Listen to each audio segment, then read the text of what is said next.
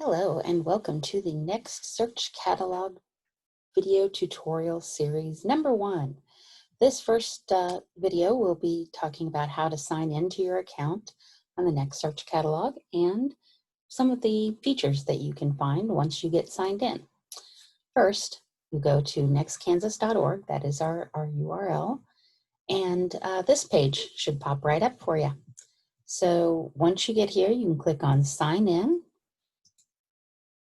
and you can type in your library card number or your login username. I have set mine to be my name. Yours may be your library card number unless you've changed it. So log in. And now you'll see that you are logged in. You've got your welcome here. You have stuff that you have checked out is in this first page. You can see what books you have checked out. You can access Flipster, our magazine service. So you can check out Flipster, and if you are interested in knowing more about Flipster, there is a video tutorial on how to use Flipster through the browser in this series, so you can go check that out. Your items along the side here are where you're going to find things like any fines that you might have accrued if your library is a fine producing library. Your personal details, address, that kind of thing. If you've done any tags, this is a big one.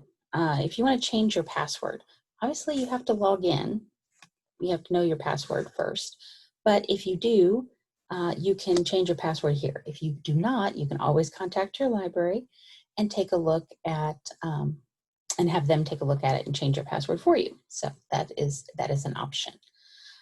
If you have opted in, your reading history is here.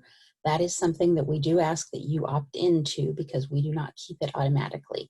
If you have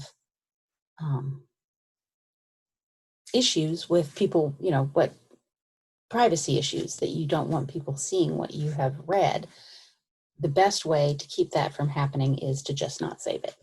However, if you have memory issues like I do and forget what you've read, having your reading history handy is a thing. It's a handy thing.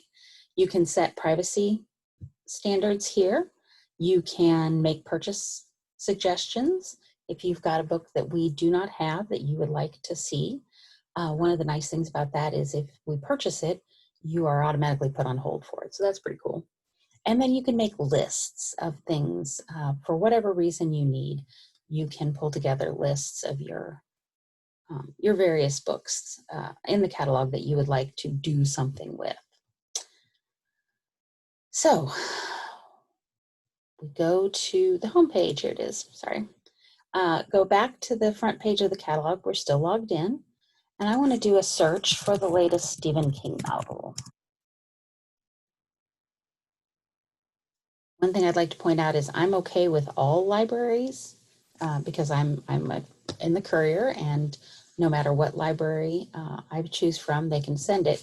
If, however, you want to find something that is just in the library, your home library, you can certainly do that here. You can select any library as your home library and make sure that you're looking at a local collection, not the entire collection. However, the entire collection gives you a whole bunch of choices, 1,025. One thing I want to point out over here, this refine your search, we'll talk a little bit about that in searching the catalog for known items or browsing. So either one of those tutorials that are upcoming will get you that.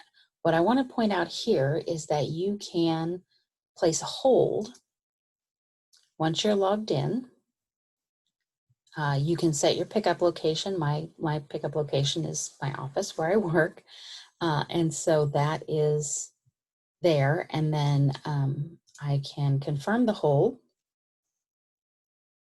And it takes a moment. And now I have the hold in place. Now, there will be another tutorial again on how to suspend and cancel and do all that. I'm not actually going to cancel that before somebody actually pulls that and sends it to me.